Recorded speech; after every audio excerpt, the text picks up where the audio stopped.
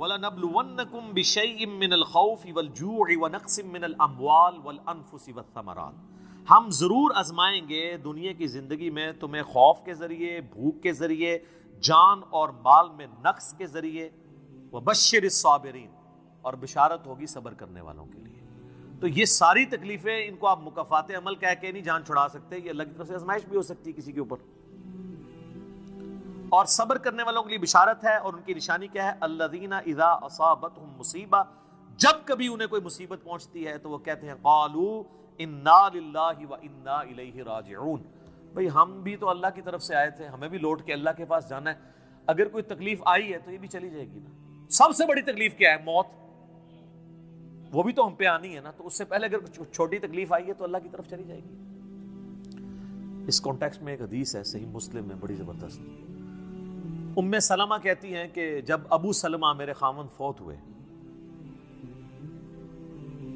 مجھے ان کی فوتگی کی خبر ملی تو میں نے حضور سے ایک دعا سن کے یاد کر رکھی تھی کہ جو کوئی وہ دعا مانگ لے گا اللہ تعالیٰ اس سے بہتر اسے نعم البدل دے گا، اور وہ دعا آدھا پورشن تو یہی ہے، سورۃ البقرہ کی آیت نمبر 156، انا للہ و انا الیہ راجعون۔ اس کے بعد ہے اللہم اجرنی، یہ جھٹکے سے ملے گا، اللہم اجرنی، حمزہ آگے، اللہم اجرنی فی مصیبتی واخلف لی خیرا منہا، اے اللہ مجھے اس مصیبت میں اجر عطا فرما اور میرے لیے اس سے بہتر نعم البدل کر دے۔ تو کہتی ہیں کہ نبی علیہ السلام نے فرمایا تھا جو یہ دعا مانگ لے گا نا تو اللہ تعالیٰ اس کی کمپنسیشن فرما دے گا، اسے بہتر نعم البدل دے گا۔ کہتے ہیں میں نے دعا تو کی، پھر میں یہ سوچتی تھی کہ میرے خامن جیسا تو کسی کا خامن نہیں ہوگا، ابو سلمہ جیسا خامن مجھے کیسے مل سکتا ہے۔ تو جب عدت پوری ہوئی تو نبی علیہ السلام نے پیغام کا نکاح کا پیغام بھیج دیا، ام المومنین بن گئی، اور یہ ہماری وہ ماں ہے جو سب سے آخر میں فوت ہوئی ہیں 64 ہجری میں، واقعہ کربلا کے بھی 3 سال بعد۔ تو اس دعا کی یہ دعا یاد رکھیں، چھوٹی موٹی بھی کوئی بھی تکلیف کوئی بچوں کو پہنچتی ہے، گھر میں کسی کو زخم لگتا ہے، ٹھوکر لگ جاتی ہے، کوئی مالی نقصان ہو جاتا ہے، فوراً یہ دعا، اور میں نے الحمدللہ 20 دفعہ یہ دعا آزمائی ہے۔ وقتی طور پہ تو فیل ہو رہا ہوتا ہے کہ یار کوئی مسئلہ خراب ہو گیا، لیکن اس کے بعد اسی شر کے اندر خیر چھپی ہوئی ہوتی ہے، وہ مل جاتی ہے۔ اس آپ دعا کو یاد رکھیں، اور صبح شام جو چھوٹی موٹی کوئی خبریں بھی آپ کو ملتی رہتی ہیں نا، اس کے اوپر آپ یہ دعا پڑھتے رہیں، یہ آپ کے لیے ایک بہت بڑا وظیفہ ہے انشاءاللہ تعالی۔ باقی یاد رکھیے گا کہ یہ مکافات عمل کا جو معاملہ ہے نیک اور بد لوگوں کے اعتبار سے ڈیفرنٹ ہے۔ نیک لوگوں کو جو تکلیفیں آتی ہیں نا دنیا میں، وہ ان کے درجات کو بلند کرنے کے لیے آتی ہیں، اور یہ اللہ تعالیٰ نے بڑی سختی کے ساتھ سورۃ العنکبوت کے اندر نا صحابہ کرام کو ایڈریس کر کے نا یہ فلسفہ کلیئر کیا ہے، آیت نمبر 2 اور 3 کے اندر، احسب الناس ان یترکوا ان یقولوا آمنا وهم لا یفتنون، کیا لوگ اس گمان میں ہیں کہ انہیں صرف اس بات پہ چھوڑ دیا جائے گا کہ وہ ایمان لے آئے اور ہم ان کی آزمائش نہیں کریں گے؟ وَلَقَدْ فَتَنَّ الَّذِينَ مِن قَبْلِهِمْ، بے شک ہم نے ضرور آزمایا تھا ان سے پہلے لوگوں کو، فَلَيَعْلَمَنَّ اللَّهُ الَّذِينَ صَدَقُوا وَلَيَعْلَمَنَّ الْكَاذِبِينَ، تو اللہ تعالیٰ ضرور جانچ کر رہے گا کہ کون سچے ہیں اپنے دعوے کے اندر، کس دعوے میں کہ غلامی رسول میں موت بھی قبول ہے، اور کون صرف نعرہ بازی کر رہے ہیں۔ اللہ تعالیٰ ان کو ظاہر کر کے رہے گا، جانچ کے رہے گا۔ تو یہ اللہ تعالیٰ نے اپنا اصول رکھا ہے، یونیورسل ٹروتھ ہے۔ اس کانٹیکسٹ میں صحیح بخاری میں ایک حدیث ہے، صحابہ کرام نے جب کافروں کی تکلیفوں کا ذکر کیا نا حضور سے، تو آپ نے فرمایا صبر کرو، اللہ کی قسم تم سے اگلے لوگوں کو زمین میں گاڑا جاتا تھا، سر کی مانگ پہ آرا رکھا جاتا تھا اور کہا جاتا تھا کہ اسلام چھوڑ دو، اور وہیں ان کے 2 ٹکڑے کر دیے جاتے تھے، وہ اپنے دین پہ قائم رہتے تھے۔ لوہے کی کنگیاں ان کے گوشتوں پہ پھیری جاتی تھی، حتیٰ کہ ہڈی تک پہنچ جاتی تھی، تب بھی وہ اپنے دین پر ثابت قدم رہے۔ تو نبی علیہ السلام نے اپنے صحابہ کو اگلے لوگوں کی یہ تکلیف گنوائی۔ تو اب وہ جو اتنی تکلیفیں کاٹتے رہے ہیں، وہ کوئی مکافات عمل نہیں ان کے لیے ہوا، آزمائش تو ہوئی ہے نا جی۔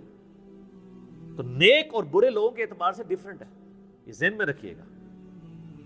بخاری اور مسلم کی متفقن علیہ حدیث ہے، نبی علیہ السلام فرمایا مسلمان کو کوئی بھی تکلیف پہنچتی ہے، دکھ درد بیماری، کوئی اندیشہ کہتے ہیں ذہنی ٹینشن کو، صرف کہ یہ نہ ہو جائے، حتیٰ کہ اس کے پاؤں میں کانٹا بھی چبھ جائے، تو اللہ تعالیٰ اس کے بدلے میں اس کے گناہوں کو معاف کر دیتا ہے۔ اور مسلم شریف میں ڈیٹیل ہے کہ جب یہ سورۃ النساء کی آیت نمبر 123 نازل ہوئی نا، کہ چھوٹے سے چھوٹے اعمال کا بدلہ بھی ملے گا اور چھوٹی سے چھوٹی نیکی کا بھی، تو صحابہ پریشان ہو گئے، ان کا یا رسول اللہ ہم تو یہ تو سارے پکڑے جائیں گے، کس طریقے سے کوئی بندہ پرفیکٹ ہو سکتا ہے؟ تو حضور نے فرمایا پریشان ہونے کی ضرورت نہیں ہے، مسلمان کو جو دنیا میں تکلیفیں اور بیماریاں آتی ہیں نا، وہ اس کی ان غلطیوں کا کفارہ بن جاتی ہیں۔ حتیٰ کہ جامعہ ترمذی میں، ابو داؤد میں ایک حدیث ہے، نبی علیہ السلام نے فرمایا کہ دنیا میں سب سے زیادہ تکلیفیں انبیاء کو آتی ہیں، تو کیا انبیاء پہ مکافات عمل ہو رہا ہوتا ہے؟ نعوذ باللہ۔ اس کے بعد ان پہ آتی ہیں جو ان کے بعد اللہ تعالیٰ کو سب لوگوں سے بڑھ کے محبوب ہوتے ہیں۔ آپ نے صحابہ کا بھی نام نہیں لیا، فرمایا جو بھی، وہ اس زمانے میں بھی ہو سکتا ہے، آج کے زمانے میں بھی، کیونکہ بعض اصحاب تو ایسے ہیں جنہوں نے کفر کی زندگی میں بھی موج کی ہے اور اسلام کی زندگی میں موج کی ہے، وہ تکلیفوں سے گزرے ہی نہیں ہیں۔ اچھا، اور پھر فرمایا اس کے بعد وہ لوگ ہیں جو اس کے بعد اللہ کو سب سے بڑھ کر محبوب ہوتے ہیں، حتیٰ کہ انسان پہ تکلیفیں آتی رہتی ہیں اور اس کی موت کا وقت آ جاتا ہے اور اللہ تعالیٰ اسے پاک و صاف کر کے دنیا سے اٹھا لیتا ہے۔ یہ جو لوگ کہتے ہیں نا یار وہ موت کے وقت فلانے کے ساتھ، یار وہ احمد دیدہ صاحب 9 سال تک قومے میں رہے ہیں، اتنی اسلام کی انہوں نے خدمت کی، ہزاروں عیسائیوں کو مسلمان کیا، لاکھوں مسلمانوں کے ایمان کی حفاظت کا سبب اللہ نے ان کو بنایا، لیکن وہ 9 سال تک قومے کی حالت میں رہے، 1996 سے لے کے 2005 تک۔ تو کوئی کچھ کہتا تھا جی وہ عیسائی بھی ان کو کہتے تھے دیکھو جی اس کو بدوا لگ گئی اور یہ وہ ہو گیا، گستاخ ہے، یہ ہے وہ ہے۔ تو یہ تو کوئی طریقہ نہیں ہے۔ اس طریقے سے جنید جمشید صاحب جب شہید ہوئے تو آپ دیکھ لیں ان کے مخالفین نے ان کے بارے میں کیا بات کی، اور صحابہ کرام کو تو رومن امپائر کی بیٹل فیلڈز کے اندر تیل کے کڑاؤں میں روسٹ کیا گیا ہے، تو آپ کیا کہیں گے نعوذ باللہ ان کے ساتھ یہ کچھ ہو گیا؟ ابو عبیدہ ابن جرح، معاذ ابن جبل لاڈلے ترین صحابہ ہیں، طاعون کے مرض میں شہید ہوئے ہیں، اور طاعون میں اتنے بڑے بڑے پھوڑے جسم کے اوپر نکلتے ہیں۔ آپ تو سمجھتے ہیں کہ صحابہ کرام جو ہے وہ بڑے سکون سے بیٹھتے ہوں گے اور پھر کلمہ پڑھتے ہوں گے، ساتھ ہی ایسے روح پرواز کر جاتی ہوگی۔ حضرت حمزہ ابن عبد المطلب کا مسلح ہوا ہے، سید الشہداء ہیں۔ حضرت حسین علیہ السلام کے ساتھ جو کچھ کربلا میں ہوا ہے، تو نیک بندوں اور عام بندوں کے اعتبار سے اس کا حکم ڈیفرنٹ ہے۔ نیک بندوں کے درجات بلند ہوتے ہیں، حسین ابن علی سے اتنی بڑی قربانی نے اللہ نے لی کہ قیامت والے دن ان کو جنتی نوجوانوں کا جو سردار ہونا ہے اس کو جسٹیفائی کیا جائے کہ آؤ جی حسین جیسی ہے کسی قربانی، بنا دینے ہیں سردار، آ جاؤ لے کے آؤ۔ کوئی کھڑا ہو سکتا ہے؟ ابھی تک 1500 سال میں تو نہیں کوئی دعویٰ کرے گا کھڑا ہونے کا۔ تو اللہ تعالیٰ نیکیوں کو جسٹیفائی بھی کرواتا ہے، وہ مکافات عمل نہیں ہو رہا ہوتا۔ نیک لوگوں کے لیے ڈیفرنٹ ہے، ان کے درجات بلند ہوتے ہیں، اور باقی عام لوگوں کے لیے یہ ہے کہ ان کے لیے بھی آپ نہیں کہیں گے کہ ان پہ عذاب ہے، یا اللہ کی طرف پلٹنے کا ذریعہ ہے، یا ان کے گناہوں کا کفارہ ہے۔ یہ آپ نے کسی پہ نہیں کہنا اس کے اوپر لعنت پڑ گئی، اس کے اوپر یہ ہو گیا، اس کے اوپر یہ ہو گیا، یہ آپ کو کسی نے رائٹ نہیں دیا۔ یہ بہت بڑا ظلم ہے۔ ایک طرح کے معاملات ہوئے ہوتے ہیں دونوں کے ساتھ۔ اب آپ دیکھ لیں سنیوں میں سے کوئی جیل میں جاتا ہے تو شیعہ کہتے ہیں دیکھا جی مکافات عمل ہے، شیعہ میں سے کوئی جاتا ہے سنی کہتے ہیں مکافات عمل ہے۔ تو یہ آپ جو مرضی، اور اپنوں کے لیے کہتے ہیں آزمائش ہے۔ تو یہ آج کی ڈیٹ میں آپ نے سب کے لیے آزمائش ہی کہنا ہے، ورنہ یہ مسئلہ بالکل خراب ہو جائے گا۔ اور آپ دیکھ لیں اللہ تعالیٰ کتنا غفور رحیم ہے، پورا مکی قرآن 2/3 قرآن ہے کافروں کے لیے دھمکیوں سے بھرا پڑا ہوا ہے، لیکن جب ان دھمکیوں کی ایگزیکیوشن کی باری آئی ہے سارے مسلمان ہو گئے ہیں۔ ہائے ہائے ہائے، آپ کوئی کہہ سکتا تھا کہ یا اللہ اتنی دھمکیاں تو نے دی، میں یہ کر دوں گا، تم پہ وہی عذاب آئے گا جو اگلے لوگوں پہ آیا تھا، تو اللہ اپنی کتاب کو سچا کر دینا اور عذاب لے آ۔ لیکن وہی بات، وَكَتَبَ رَبُّكُمْ عَلَى نَفْسِهِ الرَّحْمَةَ، اللہ نے اپنے اوپر لازم کیا ہے کہ ہر حال میں اس نے رحم ہی کرنا ہے۔ اور بخاری اور مسلم دونوں میں حدیث ہے کہ اللہ نے مخلوقات کی پیدائش سے پہلے عرش پہ اپنے پاس ایک عبارت لکھ لی تھی کہ میری رحمت میرے غضب پہ سبقت لے جائے گی۔ وہ ایسی سبقت لے گئی کہ 2/3 قرآن سائڈ پہ رہ گیا، دھمکیوں سے بھرا ہوا. فتح مکہ پہ جنہوں نے معافی مانگی طلقاء بنے مسلمان, حتیٰ کہ ہند کی بھی حضور علیہ السلام نے توبہ قبول کر لی, ابو سفیان کی بھی توبہ قبول کر لی. یہ بات ہے. لا تثریب علیکم اليوم, آج تم پر کوئی گرفت نہیں ہے. جو حضرت یوسف نے آیت پڑھی, وہ جو الفاظ ہیں نا قرآن میں سورہ یوسف میں, وہی نبی علیہ السلام نے آیت پڑھ دی. تو یہ اللہ تعالیٰ کی رحمت ہے. ہم اللہ تعالیٰ سے اللہم انی اسألک من فضلک ورحمتک, آمین. اللہ جی, اللہ تعالیٰ سے خیر مانگنا چاہیے, اللہ تعالیٰ کی طرف رجوع لانا چاہیے. اس حوالے سے بخاری اور مسلم دونوں میں حدیث ہے. میں اب آپ کو تھوڑے وظیفے بھی بتا دوں نا. ظاہر آزمائشیں تو ہر بندے پہ آتی ہیں, اللہ کی طرف رجوع بھی لانا چاہیے. ان آزمائشوں سے نکلنے کا طریقہ کیا ہے؟ بخاری اور مسلم دونوں میں حدیث ہے. نبی صلی اللہ علیہ وآلہ وسلم کے بارے میں انس بن مالک کہتے ہیں کہ نبی علیہ السلام کی اکثر دعا یہی ہوا کرتی تھی, اللہم ربنا آتنا فی الدنیا حسنہ وفی الآخرۃ حسنۃ وقنا عذاب النار, آمین. یہ بخاری مسلم میں بھی ہے, سورۃ البقرہ کی آیت نمبر 201 ہے. اے اللہ ہمیں دنیا میں بھی بھلائیاں عطا فرما اور آخرت میں بھی بھلائیاں عطا فرما, اور آخرت کی سب سے بڑی بھلائی بھی ساتھ مانگ لی, وقنا عذاب النار, آگ کے عذاب سے ہمیں بچا لے, آمین. یہ اکثر آپ کی دعا ہوتی تھی. اس کانٹیکٹ میں ایک حدیث ہے بڑی انٹرسٹنگ, صحیح مسلم میں. ایک صحابی بیمار ہوئے حتیٰ کہ بالکل ہڈیوں کا پنجر بن گئے, اور صحابہ کہتے ہیں چڑیا کی طرح ان کی جان ہو گئی. نبی علیہ السلام ان کی عیادت کے لیے گئے. آپ نے جب دیکھا, آپ فرمایا تو اللہ سے کیا مانگتا ہے؟ چنگا بندہ ٹردا پھردا بندہ ایڈا منجی تے پہ گیا اور بالکل ڈھانچہ پنجر بن گیا ہڈیوں کا.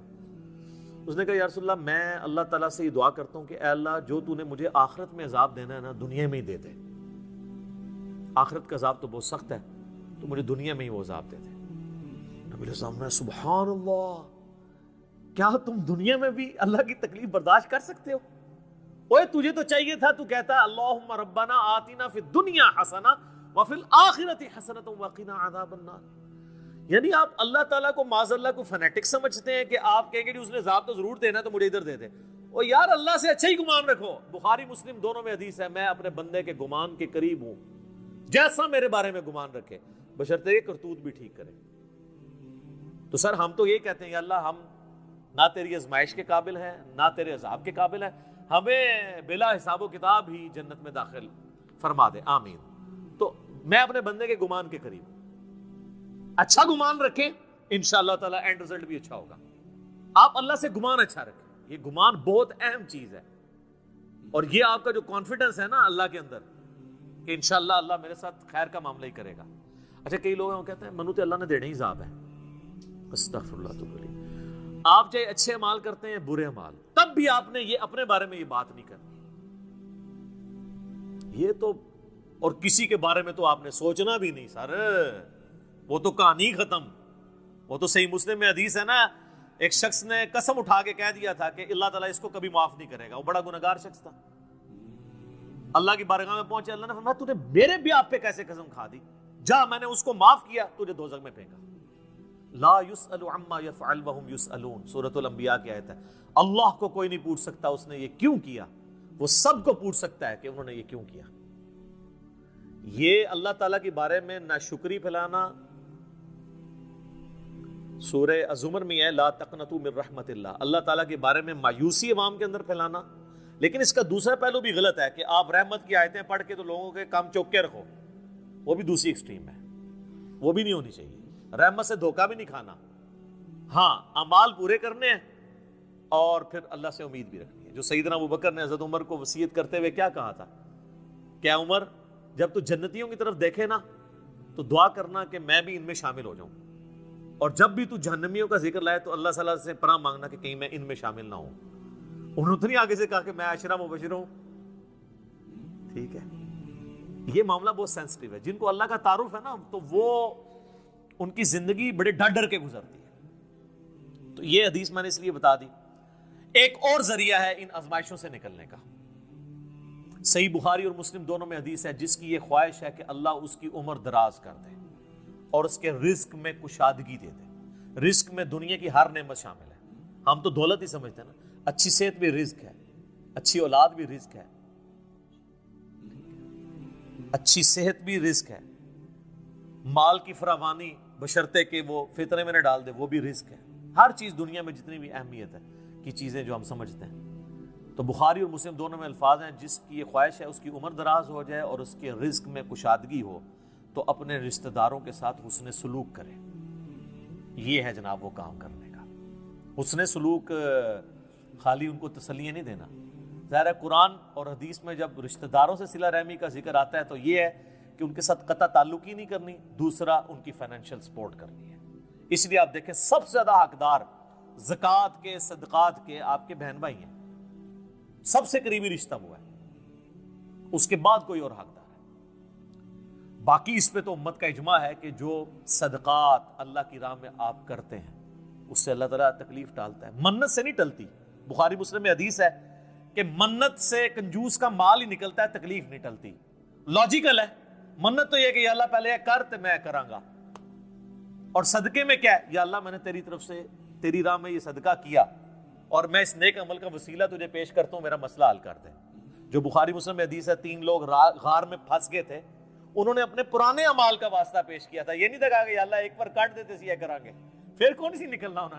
انہوں نے اپنے پرانے کیے ہوئے اعمال کا وسیلہ اللہ کے حضور پیش کیا, جو قرآن میں بھی ہے وَاسْتَعِينُوا بِالصَّبْرِ وَالصَّلَاةِ, صبر اور نماز کے ذریعے اللہ کی مدد چاہو. جس سے وہ کہتے ہیں جی اس سے غیر اللہ کی مدد ثابت ہوتی ہے, تو کوئی کہتا ہے المدد یا صبر, المدد یا نماز, وہ اس کا مطلب ہے صبر اور نماز سے اللہ کی مدد, کیونکہ آگے آتا ہے ان اللہ مع الصابرین, بے شک اللہ تعالیٰ صبر کرنے والوں کے ساتھ ہے. تو نیک اعمال کا وسیلہ آپ اللہ کے حضور پیش کریں. تو صدقہ اور خیرات کرنا یہ اللہ تعالیٰ کی طرف سے آئی ہوئی تکالیف کو, بلاؤں کو ٹال دیتا ہے. ایک چٹکلا عرض کر دیں, صدقہ وہ چیز ہے جو بلا کو کھا جاتی ہے, اور مولوی وہ بلا ہے جو صدقے کو بھی کھا جاتی ہے. ہاں صدقہ کس کو دیتے ہیں سر, دیکھا کتنی بڑی بلا ہے. بلاواں نو جڑی چیز کھاندی ہے وہ صدقہ ہے, اور جو صدقے نو بھی کھا جائے سب تو بڑی بلا وہ مولوی ہے. اچھا یہ چٹکلے کے طور پہ اس کو نیگیٹو کسی نے نہیں لینا, میں نے ایک مزاح کے طور پہ بات کی, اس کا اس ٹاپک کے ساتھ کوئی تعلق نہیں ہے, چونکہ ایک مشہور ہے چیز. تو یہ میں نے آپ کو ایک دعائیں, اذکار اور پھر اعمال بھی بتا دیے. آخر میں 2 دعائیں میں وہ جو بیان کی تھی ان کو ریپیٹ کر دیتا ہوں. ایک پریونٹیو دعا ہے, یہ 2 علاج ہوتے ہیں نا, پریونٹیو اور کیوریٹیو. پریونٹیو علاج یہ ہوتا ہے کہ بیماری ہونے سے پہلے علاج کیا جائے, جیسے ویکسین ہے. آج کل وہ کہہ رہے ہیں نہیں کورونا کی ویکسین بن گئی ہے کہ وہ لگوا لیں تو تکلیف ہوئی نہ. ایک ہوتا ہے کیوریٹیو علاج کہ بیماری ہو گئی ہے تو اب علاج کیسے کرنا ہے. تو پریونٹیو علاج جو دعائیں ہیں نا وہ ہے اللہم ربنا آتنا فی الدنیا حسنہ وفی الآخرۃ حسنۃ وقنا عذاب النار. ہر نماز کے تشہد میں اسے مانگے, ٹھیک ہے, بلکہ سجدے میں مانگے. صحیح مسلم میں حدیث ہے کہ سجدے میں تم اپنے رب کے سب سے زیادہ قریب ہوتے ہو, خوب دعائیں مانگا کرو. سجدے میں بھی آپ یہ دعا مانگ سکتے ہیں, تشہد میں تو مانگے ہی مانگے. وہ بخاری مسلم میں حدیث ہے درود شریف کے بعد جو چاہو اپنے رب سے مانگو, وہ تو قبولیت کی ایک جگہ ہے. اس کے علاوہ یہ ہوگی پریونٹیو علاج بیماریوں سے, پریشانیوں سے. جتنے سنت اذکار ہیں, بسم اللہ الذی لا یضر یا اعوذ بکلمات اللہ التامات من شر ما خلق, یہ ساری کی ساری چیزیں اللہ تعالیٰ کی طرف سے ایک سنت اذکار ہیں. لیکن یہ یاد رکھیے گا یہ ناگہانی آفات کے لیے ہیں. یہ نہیں ہے کہ بسم اللہ پڑھ کے ساکٹ میں انگلی دے دے یا بسم اللہ الذی لا یضر پڑھ کے تو کوبرے سے کھیلنا شروع کر دے. نہیں, وہ پھر آپ اپنے اوپر تقدیر خود غالب کروا رہے ہیں, پھر یہ اذکار نہیں اثر کریں گے. یہ ناگہانی آفات کے لیے. جب کوئی شخص اپنے اوپر خود تقدیر غالب کر لیتا ہے نا پھر وظائف ہو جاتے ہیں سائڈ کے اوپر. یہ ذہن میں رکھیے گا. پھر بھی جو تکلیفیں آنی ہے نا وہ تو آنی ہے اللہ کی طرف سے آزمائش والی. وہ تو ہمیں یہی ایٹیچیوڈ ہے کہ ہم اللہ تعالیٰ کی طرف رجوع لائیں. اور وہی ہے کیوریٹیو علاج کہ جب کسی پہ تکلیف آ جائے تو اب کیا کرنا ہے اس نے کہنا ہے انا للہ و انا الیہ راجعون اللہم اجرنی فی مصیبتی و اخلف لی خیرا منہا. یہ مکافات عمل کا سارا ٹاپک اس کا اینڈ میں کروں گا سورہ الحدید کی ان 2 آیات کے اوپر, جس کے بعد صبر آ جائے گا سب کو کہ اللہ تعالیٰ نے یہ تکلیف کا سلسلہ دنیا میں جو رکھا ہوا ہے اس پہ صبر کے لیے کیا ترغیب دلائی ہے. آیت نمبر 22 اور 3، ما اصاب من مصیبت فی الارض ولا فی انفسکم، کوئی مصیبت بھی ایسی نہیں کہ زمین میں آئے. زمین میں کیا مصیبت آتی ہے؟ زلزلہ، وبائی امراض، سیلاب، طوفان. ولا فی انفسکم، اور نہ کوئی ایسی مصیبت کہ تمہاری جان میں آئے. جان میں ہر طرح کی بیماری، کسی کو بلڈ کینسر ہو گیا، کسی کے گردے فیل ہو گئے، کسی کو ہیپاٹائٹس ہو گیا، تو اللہ فرماتا ہے الا فی کتاب من قبل ان نبرأھا، یہ ہم نے لوح محفوظ پہ پہلے ہی لکھا ہوا ہے، اس سے پہلے کہ ہم یہ تکلیف بھیجیں. کام ہی ختم ہو گیا. اللہ کہتا ہے ہم نے تو یہ طے کیا، یہ ڈیسٹنی ہے، تمہاری تقدیر ہے. ان ذالک علی اللہ یسیر، یاد رکھنا یہ اللہ کے لیے بڑا آسان ہے، بہت آسان ہے. کوئی یہ بھی کہہ سکتا ہے کتنا ہو گیا، پہلے ہی اللہ کو پتا ہے. اللہ کے علم کے لیے آسان ہے. سورۃ الانعام میں تو یہاں تک آیا ہے کہ خشکیوں میں یا سمندروں کے اندر کسی درخت کا اگر پتا بھی گرتا ہے نا تو اللہ کو پہلے سے علم ہے. اور زمین کی گہرائیوں میں کوئی دانہ بھی پھوٹتا ہے نا، وہ پہلے. اب ظاہر ہے ہمارا ذہن تو اس ڈیٹے کو سمجھ نہیں سکتا، بلکہ آج ہم نے لیپ ٹاپس میں، ہارڈ ڈسک میں وہ ڈیٹا سٹور کر لیا ہے جو 8 سے 100 سال پہلے کا انسان اس کو ماننے کے لیے تیار نہیں ہوگا کہ یہ ٹچ سکرین موبائل کیا کر سکتا ہے، اتنی دور بات کر سکتے ہیں. وہ تو اس کو بھی ماننے کے لیے تیار نہیں ہوں گے. لیکن ہو گیا ہے نا کہ انسان کو اللہ نے ترقی کرائی ہے، تو اللہ کا علم تو بہت کامل ہے. لِكَيْ لَا تَأْسَوْا عَلَىٰ مَا فَاتَكُمْ، یہ ہم نے اس لیے کیا، یعنی ہم نے تقدیر میں پہلے یہ چیزیں لکھی تھی تاکہ تم مت افسوس کرو اس چیز پہ جو تم سے چھین لی جائے. وَلَا تَفْرَحُوا بِمَا آتَاكُمْ، اور اس پہ شیخی مت بگاڑنا جو اللہ نے تمہیں دی ہے. اللہ کسی سے لے کے آزماتا ہے تو کسی کو دے کے بھی آزماتا ہے. وَاللَّهُ لَا يُحِبُّ كُلَّ مُخْتَالٍ فَخُورٍ، اور اللہ تعالیٰ پسند نہیں کرتا ہر شیخی بگاڑنے والے کو، جو بات بات کے اوپر شیخی بگاڑتا ہے. کسی کے پاس اگر کوئی اللہ کی طرف سے نعمتیں ہیں تو وہ اللہ کا شکر ادا کرے، اور اگر کسی کے اوپر آزمائش کا وقت ہے تو وہ اللہ کی طرف رجوع لائے.